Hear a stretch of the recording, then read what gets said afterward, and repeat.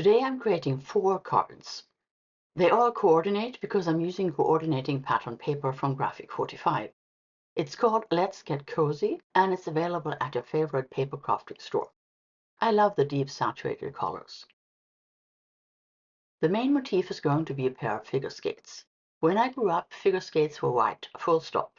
But these days skaters often wear fabric covers over their skates, so they can have a different color every day of the week. The dual tones of this paper would show up beautifully against the ice.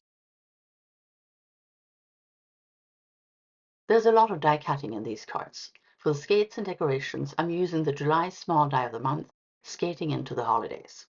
For the sake of the video, I did all my die cutting before I started. I'll be creating 8 skates plus decorations. The complete cut list as well as a labeled photo of the skate die set are on valleyOakpaper.com. There's a direct link in the description box below. The skates are really easy to put together with no fiddly bits. There's a base layer that I cut out of white accent opaque 100 pounds. It shows up as the tongue of the boot and part of the heel. On top of that comes the pretty top layer and the sole of the boot. The blade has tabs that you glue to the back of the base. You could actually leave out the blade and end up with a vintage style ladies boot. I cut the boot laces out of Recollections white glitter paper. There are 4 parts to the laces. The lacing through the holes is all one piece. Then there's this cross-shaped part that's meant to go around the ankle. The U-shaped die cut corresponds to the ends of the boot laces. And finally the bow goes on top of that. This is what the skates look like now. Aren't they pretty? I just love this pattern paper and this die set is so cute. I'm using the same pattern paper for the backgrounds and I'm embossing them. My embossing folder is called Holly Flourish. It's also from Spellbinders. It's a 2D folder and it's on sale for less than $5 right now. I missed my pattern paper with my Tim Holtz sprayer before dry embossing it.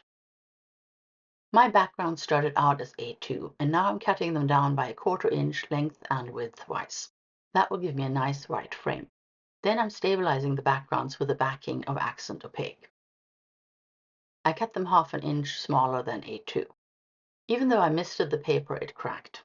To disguise the pale cracks, I'm going to use matching inks. I'm comparing the pattern paper to my Pink Fresh ink swatches. For the gray paper, I'm using Metropolis. These ink colors are all in my blog post on valleyOakpaper.com. For the medium blue, I'm inking with Summer Showers. The dark blue background I'm using the color Storm for. And I used Berrylicious for the red background. For my sentiments, I'm using another July set. It's called Christmas Magic Sentiments, Clear Stamps and Dies. I've selected Merry Christmas and Sending Joy, and I'm going to stamp them with the same Pink Fresh inks that match my pattern paper. Next, I'm stamping sub-sentiments. I've selected From Our Home to Yours and To You and Yours. And I'm stamping them with archival ink in the color Red Geranium. It's a great stamping ink for Christmas crafting. I like it so much that I got a regular size ink pad after I tried it in the mini ink pad. Turning my attention to the decorations, I'm starting by putting together the large berries. Then I glue the centers to the silver roses. I add some of the white glitter berries to the red poinsettia berries. I'm adding some frost in the form of white pigment ink, first to the poinsettias, then the greenery. Then I assemble the poinsettias. I die cut 9 of them and stack them 2 deep. Then I added the white glittery berry clusters to the centers. I felt that the white ink wasn't quite festive enough, so I tried 3 different treatments on my single layer poinsettia. Texture Paste Sparkle is glossy and has little silver glitter flecks. That's what I have on the top petal. It's very pretty, but it doesn't help to lift the red paper off the blue background. On the next petal, I tried Grit Paste Snowfall. It has more body and presence than the Sparkle Paste. On the third petal, I tried White Perfect Pearl Powder. That has enough white pigment and mica to help lift up the ends of the petals from the background. So then I added the Perfect Pearl Powder to most of the decorations. These are the color combinations I'm going to use. Dark blue skates on a medium blue background and gray skates on a red background. Then the opposite pairs. Medium blue on dark blue and red on gray.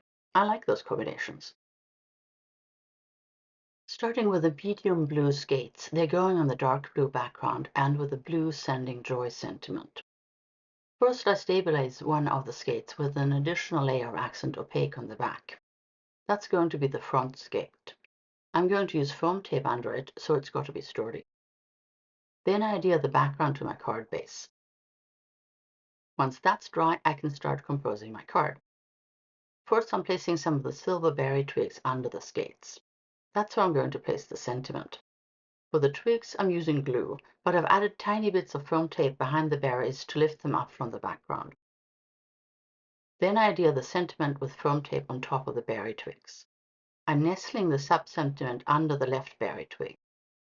Then I add bits of greenery to the top of the card, where I intend to put the poinsettia.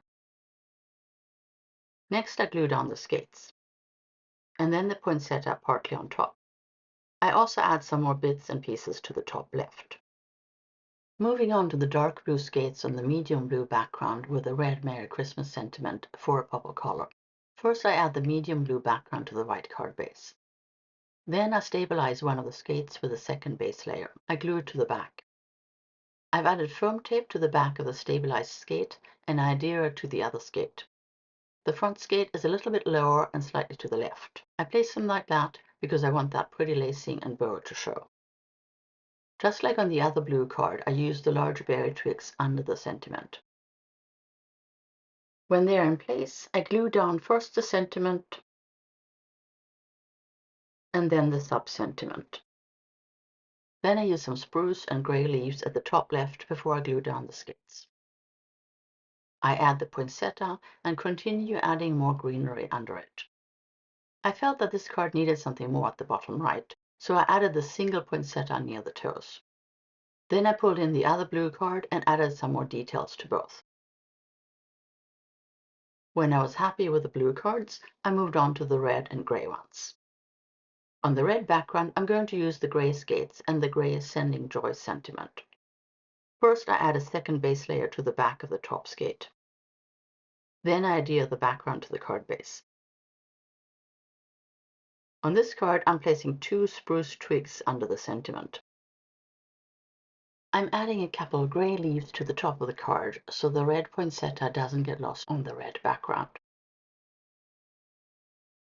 I place the poinsettia on top of the leaves and then I nestle the skates underneath it.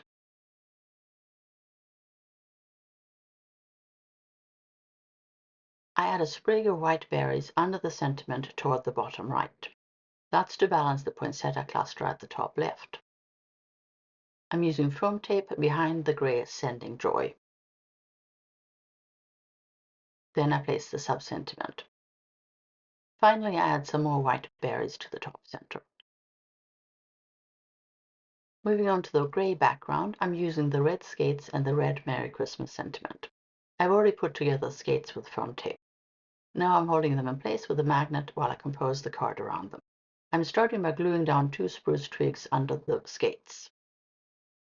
I'm also adding some red berry clusters to that area to lift up the sentiment. Then I add the poinsettia with some foam tape in the middle. For some reason, I placed the poinsettia under the skates on this card. Don't ask me why. I also add some leaves and berries to the cluster around the poinsettia. Apparently, I adhere the skates and the sentiment off camera. I add a few more decorations before I adhere the sub-sentiment, and that's it for the card with the red skates. I looked at both of the red and gray cards and added some more details to them.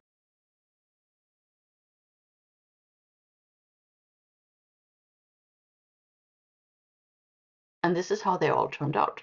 The prompt was to create 4 coordinating cards, and I feel like that I achieved that. Overall, they're very similar, but each card can stand on its own. I added some pearls to further emphasize the diagonal composition of these cards. Super happy with how they turned out. I hope you enjoyed watching me create them all. Thanks for watching. I'll see you soon.